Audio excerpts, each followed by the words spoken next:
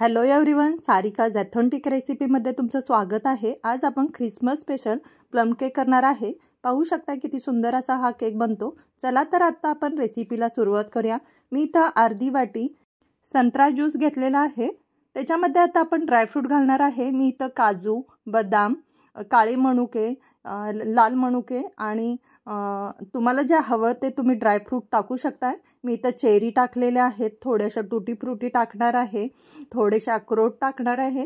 जे तुमच्याकडे dry fruit available असतील ते तुम्ही सर्व घालू शकता। जे तुम्हाला आवडतात ते तुम्ही वापरा आणि हे 10 मिनिटं मिक्स करून आपण साइडला ठेवून देणार आहे। 10 मिनिटांमध्ये छान आपला ज्यूस ड्रायफ्रूट मध्ये सोक होतो आणि मग सगळे सर्व ड्रायफ्रूट छान प्रकारे फुलले जातात। आता आपण तोपर्यंत कढईमध्ये अर्धी वाटी साखर घेतलेली आहे। साखरमध्ये आपण 2 चमचे पाणी घालणार आहे। पाणी घालून आपण हे कॅरमल तयार करून घ्यायचं। थोडंसंच पाणी घालायचं। साखरमध्ये 1-2 चमचे फक्त पाणी घातलेलं आहे आणि बारीक गॅसवरती अशा प्रकारे आपण साखर आता मेल्ट करून घेणार आहे। 2 मिनिटं बारीक गॅसवरतीच ठेवायचं। साखर मेल्ट झाल्यानंतर साखर सर्व अशा प्रकारे छान कलर चेंज होईस तोपर्यंत मेल्ट करून घ्यायची। पाहू शकता अशा प्रकारे हे कॅरमल तयार करून घ्यायचं। त्याच्यामध्ये कॅरमल तयार झाल्यानंतर आपण 2 ते 3 चमचे थोडं करत पाणी ॲड करायचं, म्हणजे ते छान पातळसर सिरप तयार होतं। थोडं पाणी घालायचं आणि चमच्याने हलवायचं, म्हणजे ते त्याच्यामध्ये गुठळ्या नाही तयार होत। छान प्रकारे आपल्याला हे सिरप बनवून घ्यायचं। पाहू शकता अशा प्रकारे चमच्याने हलवत 2-3 चमचे पाणी ॲड करत अशा प्रकारे आपण हे सिरप तयार करून घेणार आहे।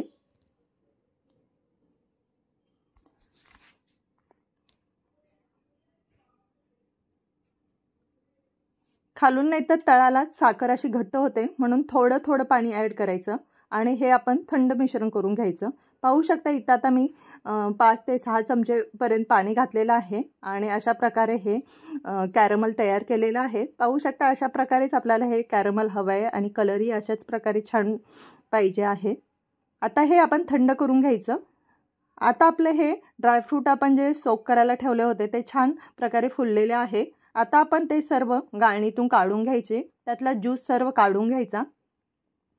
हे अशा प्रकारे ड्रायफ्रूट गाळणीतून सर्व काढून घ्यायचे आणि त्यातला जो एक्स्ट्रा ज्यूस आहे तो आपण काढून घ्यायचा सर्व एका वाटीमध्ये।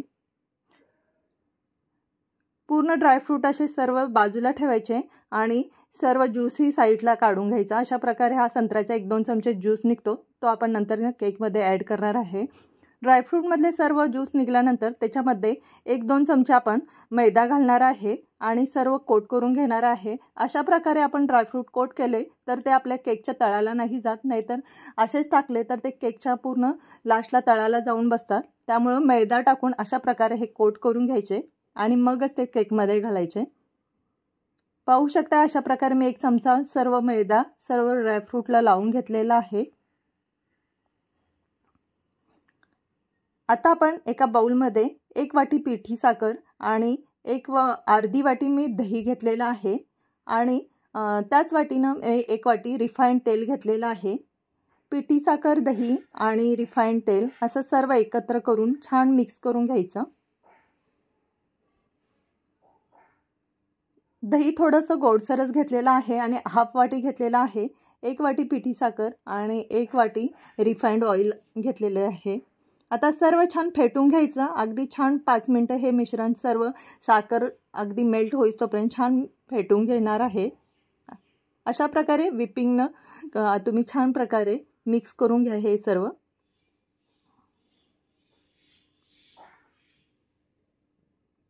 पाहू शकता मिश्रण सर्व छान मिक्स झालेलं आहे।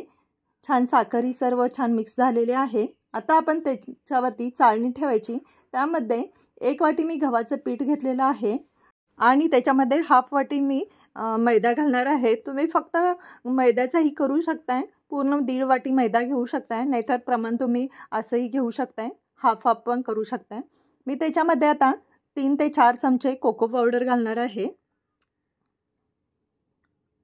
जवळजवळ मी इथं 3 चमचे कोको पावडर घातलेली आहे आणि 1 चमचा मी बेकिंग पावडर घातलेली आहे आणि हाफ चमचा बेकिंग सोडा घालायचा आणि थोडंसं चिमूटभर चवीसाठी एकदम थोडंसं मीठ घातलेलं आहे।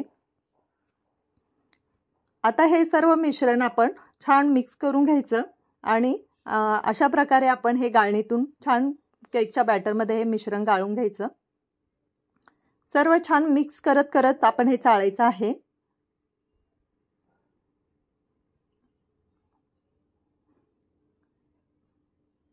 पाहू शकता अशा प्रकारे सर्व मिश्रण आता आपण ते भांड्यामध्ये हे करून घ्यायचं, गाळून घेणार आहे।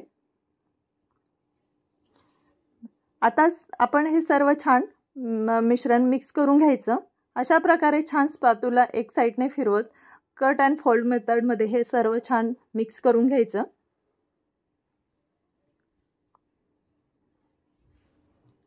सर्व हे मिश्रण आपण मिक्स करत राहायचं। अशा प्रकारे हा प्लम केक बनवून बघा, खूप छान प्रकारे हा प्लम केक होतोय आणि अगदी मुलांनाही आवडेल। आणि मी इथं गव्हाचा वापर केल्यामुळे अगदी हेल्दी झालेला आहे। तुम्ही गव्हाचं पीठ वापरून हा केक बनवून बघा, खूप छान प्रकारे हा केक होतो। पाहू शकता असं सर्व मिश्रण छान मिक्स झालेलं आहे।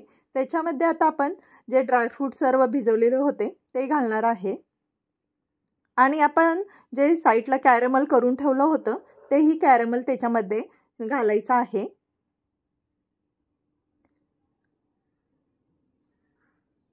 कॅरमल घातल्यानंतर थोडंसं आपण त्याच्यामध्ये जो संत्र्याचा ज्यूस उरला होता ते घालायचा आहे। थोडासाच घालायचा, जर लागेल तसा थोडा ॲड करू शकताय। पाहू शकताय अशा प्रकारे सर्व आता आपण ड्रायफ्रूट्स आणि सर्व ज्यूस हा मिक्स करून घ्यायचा। कॅरमल पण छान मिक्स झालं पाहिजे। मिश्रण थोडंसं थिक वाटलं तर तुम्ही संत्र्याचा ज्यूस अजून थोडासा ॲड करू शकताय। सर्व छान मिक्स झालेला आहे, पाहू शकताय अशा प्रकारे हे अगदी बॅटर व्यवस्थित जमलेलं आहे।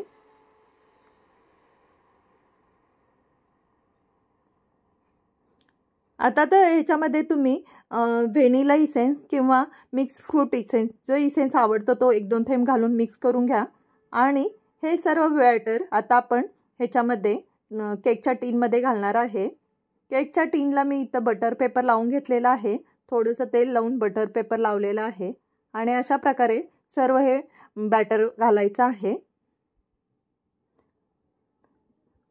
तुम्हाला हवे ते तुम्ही ड्रायफ्रूट वरून घालून गार्निशिंग करू शकताय। मी इथं थोडेसे सर्व ड्रायफ्रूट्सचे क्रश करून अशा प्रकारे घालणार आहे। प्लम केक असल्यामुळे जेवढे ड्रायफ्रूट असेल तेवढा हा केक छान लागतो आणि हेल्दीही होतो। मी तर सर्व अशा ड्रायफ्रूटने वरून गार्निशिंग केलेलं आहे, थोडेसे काजूही लावलेले आहे। आता आपण ओव्हन प्रीहीट केलेला आहे 180 डिग्रीला। मी इथं 40 मिनिटं हा केक कन्व्हेक्शन मोडला बेक करायला ठेवलेला आहे। तुम्ही हा केक गॅसवरती करू शकताय, कुकरमध्ये छान हा बेक होतो।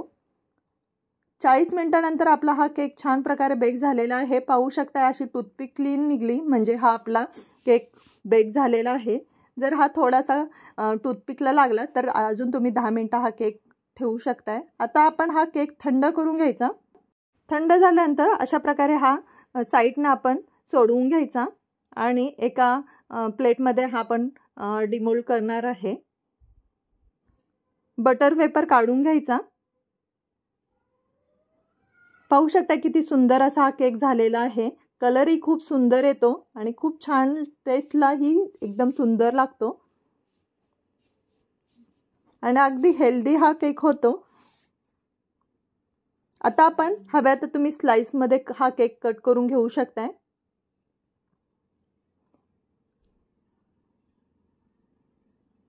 अशा प्रकारे मी हा केक कट केलेला आहे। ख्रिसमस स्पेशल आपला हा प्लम केक रेडी झालेला आहे। अगदी हेल्दी आणि खूप छान होतो। मुलांना ह्या ख्रिसमसमध्ये अशा प्रकारे केक नक्की बनवून द्या आणि रेसिपी कशी झाली ती मला शेअर करायला विसरू नका आणि अशाच नवनवीन रेसिपी पाहण्यासाठी माझ्या चॅनलला लाईक, शेअर, सबस्क्राईब करा। थँक्यू।